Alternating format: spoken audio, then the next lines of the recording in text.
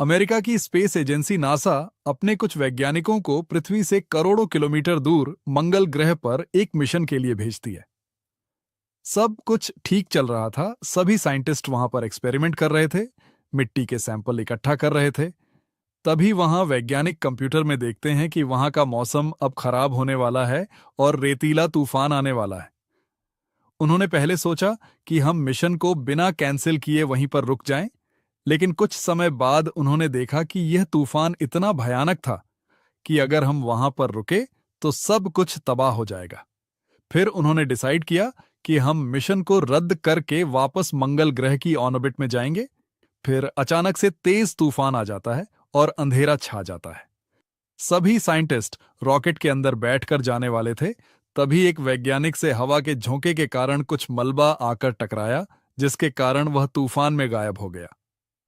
उनके साथियों ने उनको ढूंढने की बहुत कोशिश की, लेकिन तूफान इतना भयानक था कि कुछ भी दिखाई नहीं दे रहा था। फिर दूसरे वैज्ञानिक ने बोला कि हमारी रॉकेट झुक रही है, हमें यहां से जल्दी निकलना होगा, नहीं तो हम सब यहां फंस जाएंगे। उन वैज्ञानिकों ने उससे संपर्क करने की बहुत कोशिश की, लेकिन मलबे की टक्कर के कारण उसका संपर्क पूरी तरह टूट गया था। वैज्ञानिकों ने सोचा कि शायद वह मलबे की टक्कर से मर गया है। फिर उन सभी ने वहां से रॉकेट लॉन्च कर दिया और मंगल की सतह से ऊपर जाने लगे। फिर जैसे ही तूफान पूरी तरह रुका, तो वह वैज्ञानिक जिसको टक्कर लगी थी, वह मंगल ग्रह पर पड़ा हुआ था। टक्कर के कारण उसके पेट के अंदर एक बड़ी लोहे की कील घुस गई थी। वह उसको निकालने की कोशिश करता है, लेकिन बहुत तेज दर्द होता है। वह खड़ा होकर वहां से मंगल ग्रह पर बनी हुई लैब की तरफ जाने लगता है। लैब के अंदर जाकर वह अपना सूट उतारता है और उस लोहे की कील को निकालता है। उसको बहुत तेज दर्द हो रहा था, वह अपने घाव पर दवाई लगा लेता है।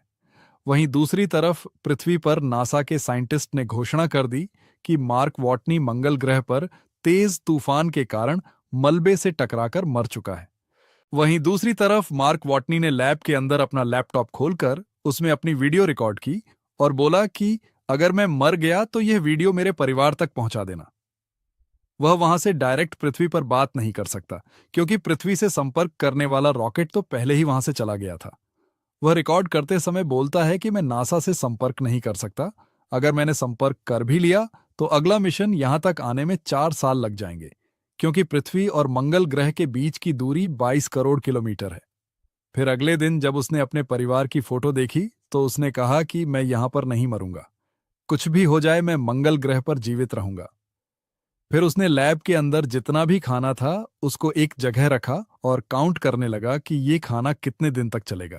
ये खाना सिर्फ 300 दिन के लिए था, जो कि बहुत कम था, क्योंकि अगला मिशन आने में 4 साल का समय लगेगा। फिर जैसे ही वह टॉयलेट जाकर उठता है, उसको आइडिया आता है कि वह अपनी टॉयलेट को खाद के रूप में उपयोग करके मंगल ग्रह पर आलू उगा सकता है। फिर वह लैब से बाहर जाता है और सोलर प्लेट को साफ करता है ताकि लाइट सही से आ सके। फिर वह अपने टॉयलेट को डिब्बों में भरकर अंदर लाता है। फिर वह बाहर जाकर मंगल ग्रह की लाल मिट्टी को कंटेनर में भरकर लैब के अंदर लाता है, क्योंकि मंगल ग्रह के खुले वातावरण में आलू या कोई भी अन्य फसल नहीं उगाई जा सकती, क्योंकि वहां वायुमंडलीय दबाव बहुत कम है, ऑक्सीजन का अभाव है, तापमान अत्यधिक ठंडा रहता है और घातक कॉस्मिक रेडिएशन मौजूद है। इसलिए बाहर कोई भी पौधा जीवित नहीं रह सकता। लैब के अंदर वह बहुत सारी मिट्टी इकट्ठी कर लेता है और चारों तरफ प्लास्टिक की बड़ी बड़ी थैलियां टांग देता है, ताकि वह पृथ्वी जैसा वातावरण बना सके। फिर वह अपनी टॉयलेट को बड़े कंटेनर में मिक्स करता है और आलू को वहां पर जमीन के अंदर उगा देता है। आलू को उगाने के लिए पानी की जरूरत थी, लेकिन उनके पास उतना ज्यादा पानी नहीं था, इसलिए वह एक खतरनाक केमिकल रिएक्शन से पानी बनाने के बारे में सोचता है। वह रॉकेट के इंजन से एक पाइप लगाकर रॉकेट के ईंधन हाइड्रोजन को अंदर लाता है, फिर कैटलिस्ट की मदद से तोड़ता है, जिससे हाइड्रोजन गैस निकलती है। फिर वह ऑक्सीजन और एक छोटी सी चिंगारी की मदद से उस हाइड्रोजन को जलाता है।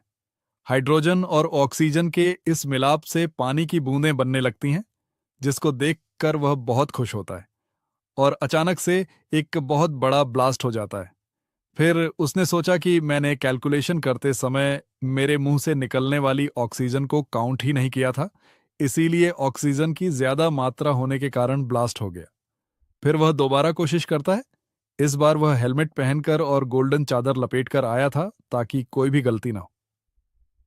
इस बार पानी सही से बनने लगा, वह बहुत खुश था और रात को वह आराम से सो गया। जैसे ही सुबह उठा उसने देखा कि प्लास्टिक की थैलियों पर बहुत ज्यादा पानी जम गया था और पूरी मिट्टी गीली हो गई थी। कुछ दिनों बाद जब उसने देखा तो एक छोटा सा आलू का पौधा उगने लगा। वहीं दूसरी तरफ जब नासा के साइंटिस्ट ने कंप्यूटर पर देखा कि मंगल ग्रह पर जो लैब थी उसकी फोटो में पहले और अब में बहुत ज्यादा फर्क आ रहा था, क्योंकि मंगल ग्रह पर फंसे वैज्ञानिक मार्क वॉटनी ने आलू उगाते समय कुछ सामान को एक जगह से उठाकर अंदर रख लिया था, इसीलिए फोटो चेंज थी। उस महिला साइंटिस्ट ने कॉल किया और अपने सीनियर साइंटिस्ट और नासा के डायरेक्टर को बुलाया और बताया कि मार्क वॉटनी शायद अभी भी मंगल ग्रह पर जिंदा है। नासा के डायरेक्टर ने बोला कि शायद तूफान से सामान इधर से उधर गिर गया हो।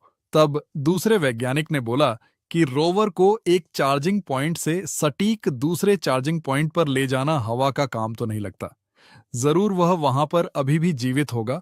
फिर उस वैज्ञानिक ने नासा के डायरेक्टर को बताया कि हमें मंगल पर गए दूसरे वैज्ञानिकों को, जो कि तूफान के कारण रॉकेट में बैठकर मंगल ग्रह से निकल गए थे, उनसे कांटेक्ट करके अभी बताना चाहिए कि मार्क वॉटनी अभी भी मंगल ग्रह पर जीवित है। तब नासा के डायरेक्टर ने बताया कि उस स्पेसक्राफ्ट के पास इतना ईंधन नहीं है कि वह वापस मंगल ग्रह पर उतरकर फिर दोबारा से पृथ्वी पर आ सके।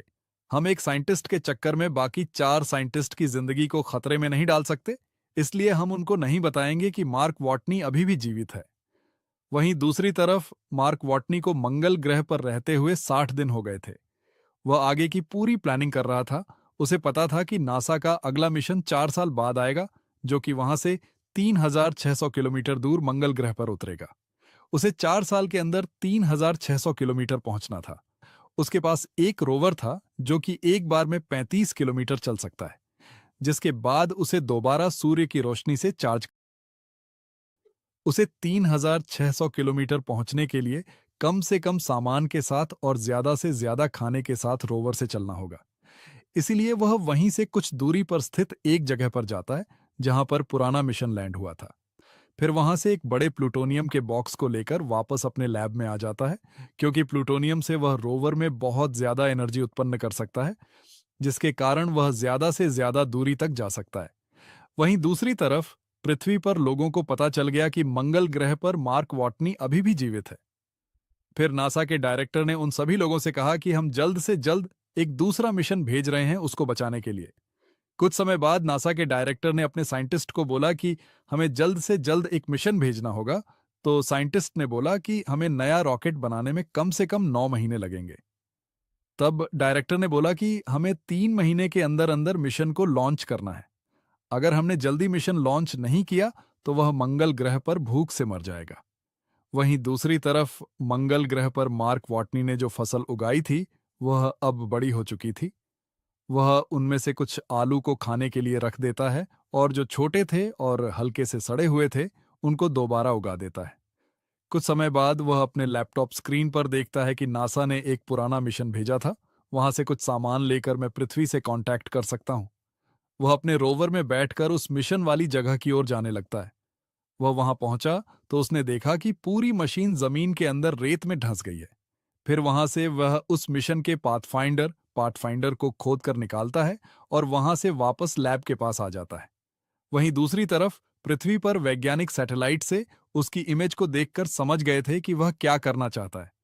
फिर पृथ्वी पर वैज्ञानिक लैब के अंदर जाकर जो पुराना मिशन था उसके कंट्रोल रूम में जाते हैं और दोबारा उससे कांटेक्ट करने की कोशिश करते हैं। दोस्तों, मेरे अभी तक 37 सब्सक्राइबर हुए हैं। चैनल को सब्सक्राइब जरूर कर लेना। अगर आप 4-5 दिन बाद में देख रहे हो तो शायद सब्सक्राइबर बढ़ जाए। ये मूवी बहुत ही शानदार और बहुत लंबी है, इसलिए पार्ट 2 की अभी तक एडिटिंग पूरी नहीं हुई है। चैनल को सब्सक्राइब करके बेल आइकन दबा लो ताकि पार्ट 2 भी आपके पास पहुंच जाए। मैंने 3-4 मूवीज का फुल एक्सप्लेनेशन मेरे चैनल पर अपलोड कर रखा है, आप जाकर देख सकते हैं अभी।